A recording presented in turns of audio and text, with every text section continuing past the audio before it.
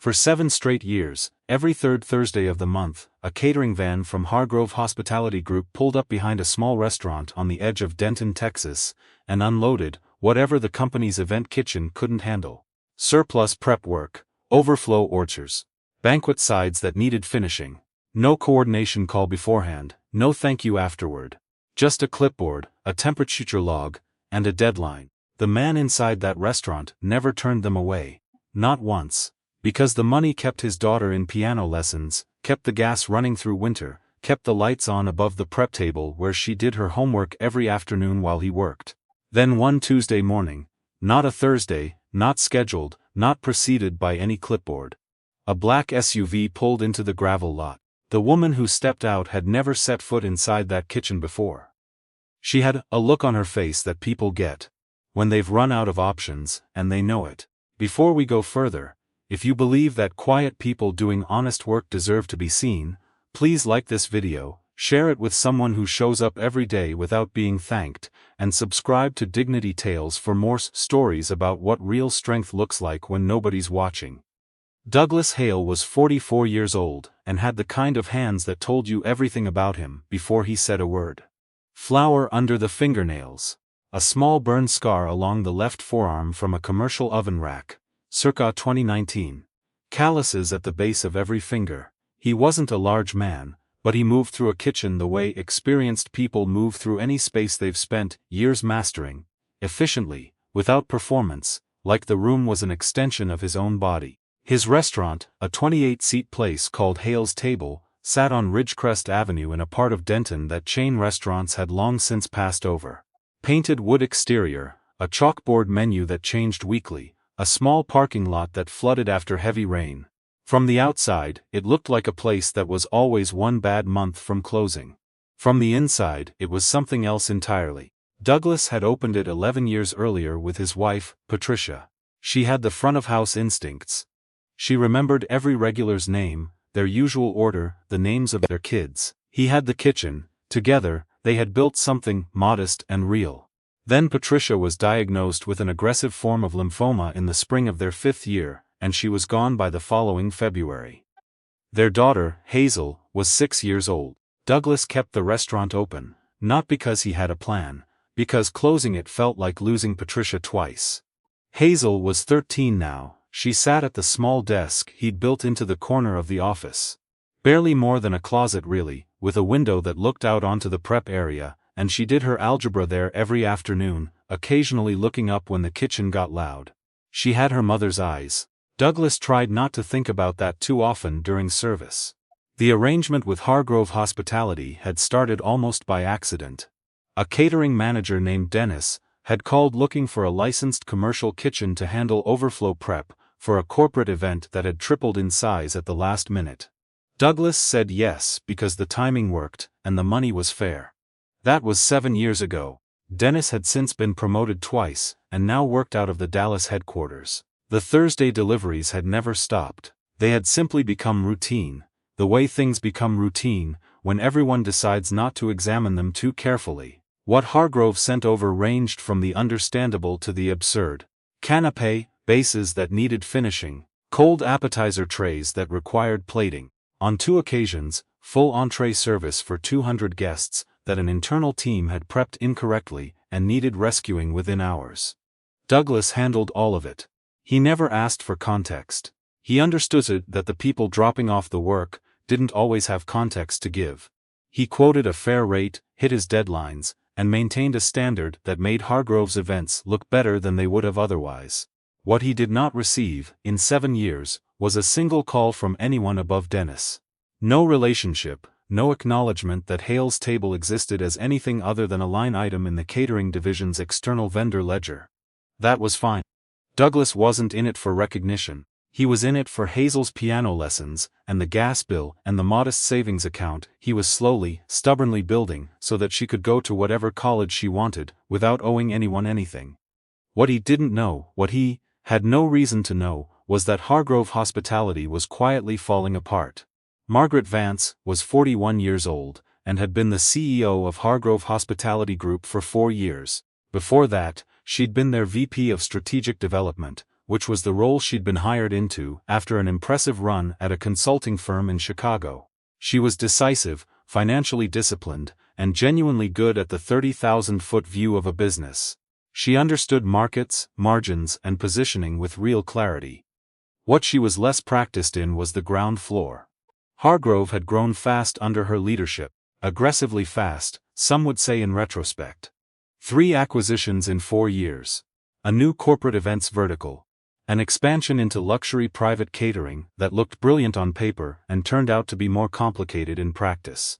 The company's internal kitchen staff had been restructured twice to reduce labor costs. Experienced senior chefs had been replaced with younger, cheaper hires managed by coordinators who were themselves overextended.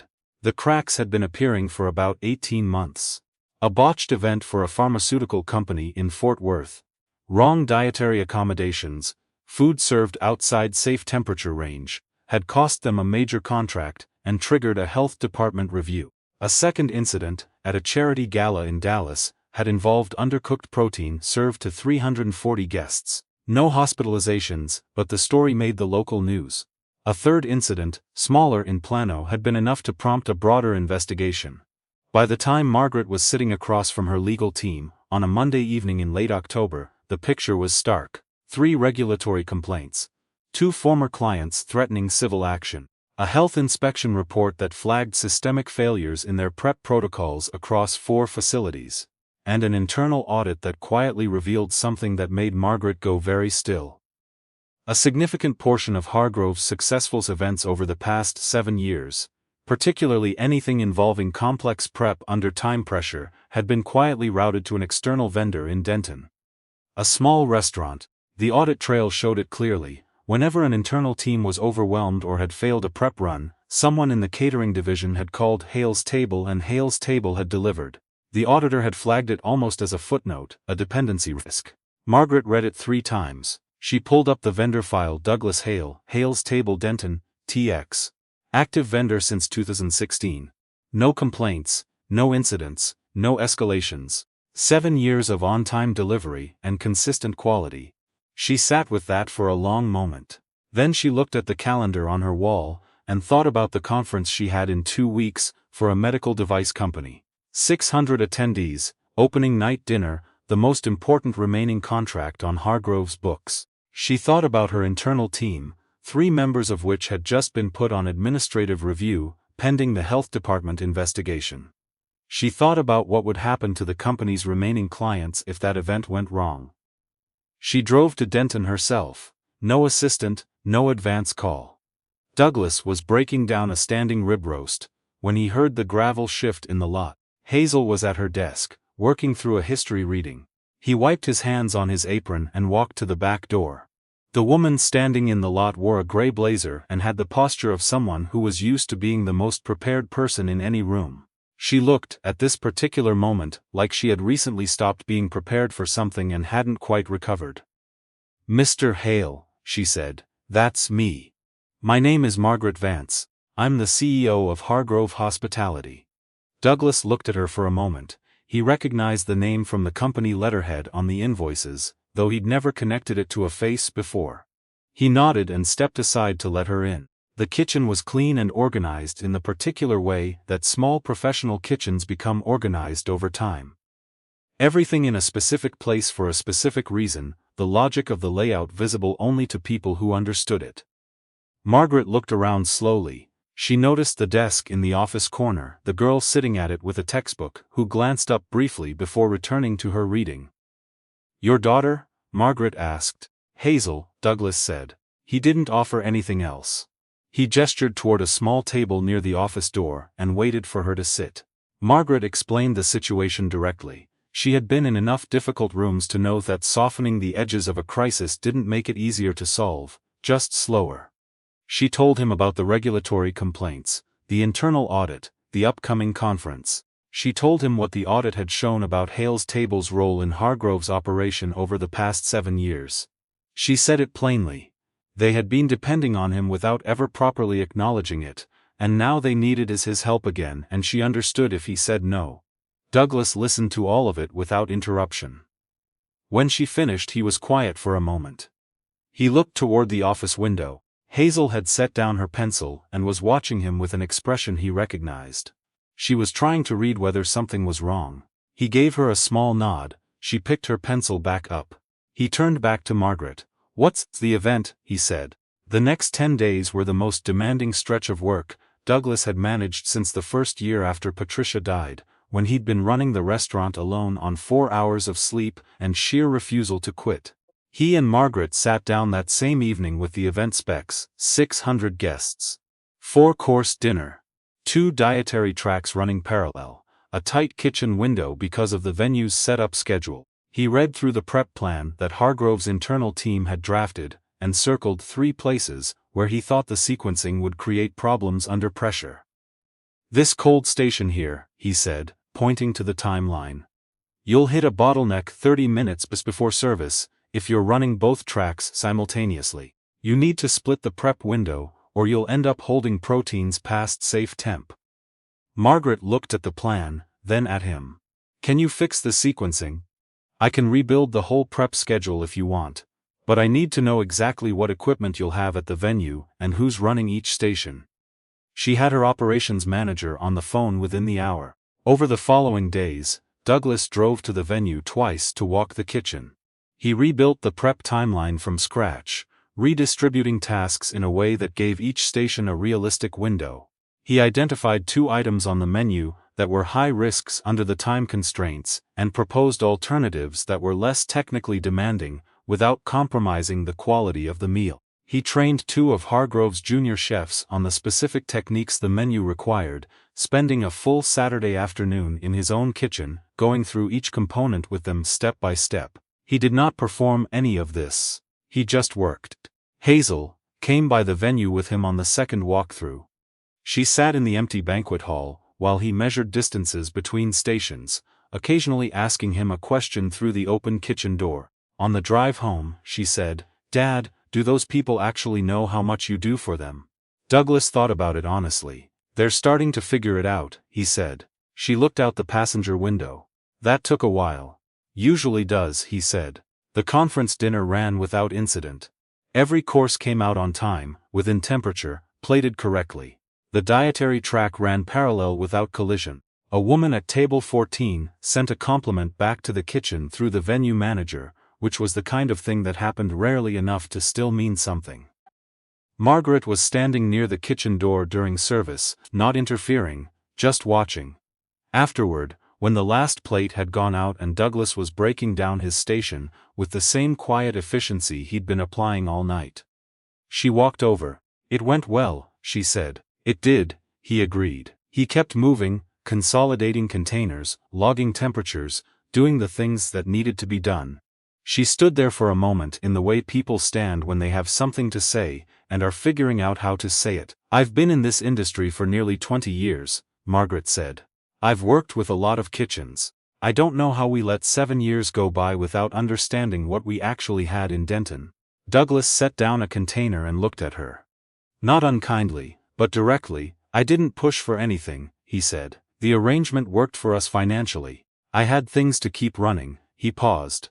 "But I won't pretend it never bothered me. Doing good work for people who don't know your name has a way of wearing on you eventually." Margaret nodded. She didn't try to smooth it over with the kind of corporate language she could have reached for. She just let it sit. "I'd like to change that," she said. "If you're open to it." In the weeks following the conference, things shifted. Margaret called personally to debrief the event. Then she called again the following week, not about an event, just to ask Douglas's opinion on a staffing restructure she was planning in the catering division. He gave her an honest answer that wasn't what she was expecting. She thanked him, and asked a follow-up question. A few weeks later, she proposed a formal partnership agreement. Not a vendor contract, a genuine kitchen partnership with co-branded credit on Hargrove's premium events and a consulting arrangement that would give Douglas's knowledge of prep operations real influence over how Hargrove rebuilt its internal protocols. He read the agreement carefully. Then he called her back with 3 conditions. First, that his kitchen schedule in Denton stayed protected. He would not commit to anything that pulled him away during Hazel's school week. Second, that the partnership included an honest public acknowledgement of Hale's table's role in Hargrove's events, not buried in small print. Third, that any Hargrove chef he worked with directly was paid a fair rate and not leveraged against him in any way. Margaret agreed to all three without negotiation. She had not expected to, and then found that she didn't want to. The announcement went out to Hargrove's client list in January. A formal profile of Douglas and Hale's table ran in a Dallas hospitality trade publication the following month. Several of Douglas's longtime regulars clipped it and brought it into the restaurant. One of them, a retired teacher named Francis, who had been coming in for Sunday breakfast for 6 years, folded it neatly and left it on the counter without saying anything. Douglas found it after she left. He read it twice standing at the pass. He put it on the desk in the corner office, next to a photograph of Patricia. Hazel turned 14 in March. Douglas made her birthday cake himself. A lemon olive oil cake with whipped cream and fresh berries. That she had requested every year since she was 8. He closed the restaurant for the afternoon and they drove to a state park she'd been asking to visit, where they walked a trail through cedar and live oak, and she took photographs on the old digital camera she'd inherited from her mother.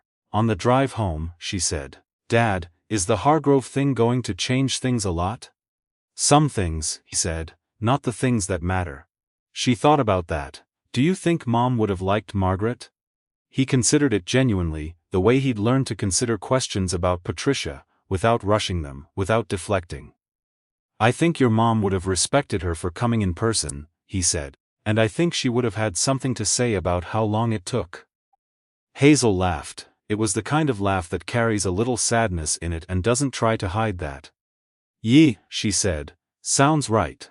They drove the rest of the way home with the windows down, the way they did when neither of them had anything left to say, and it was enough just to be in the same car together. By spring the Monday Overflow work had been replaced by something different. Regular planning calls, advanced specs, shared prep calendars.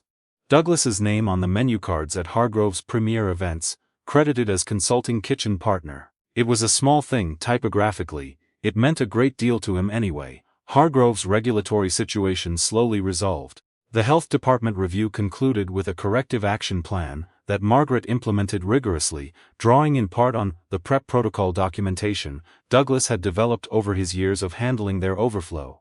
2 of the 3 civil complaints settled quietly. The third was still pending, but the legal team was cautiously optimistic. The company didn't fully recover all at once. These things rarely do, but it stabilized. Credibly, because somewhere in the process, it had been forced to stop treating competence as invisible. Hale's table stayed where it was, on Ridgecrest Avenue, with the chalkboard menu and the gravel lot and the office corner where Hazel had done her homework since she was 8 years old. The dining room still seated 28 people.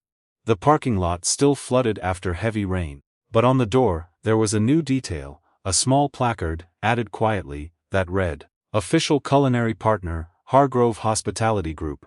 Douglas walked past it every morning. He never mentioned it to anyone. But he noticed it every single time. If this story stayed with you, please like and share it with someone who does good work and doesn't get credit for it. And subscribe to Dignity Tales. Because the people who carry things quietly deserve to have their stories told. The person who's been holding something together all along doesn't always announce it. Sometimes they're just in the back, doing the work, waiting for someone to finally walk through the door and notice.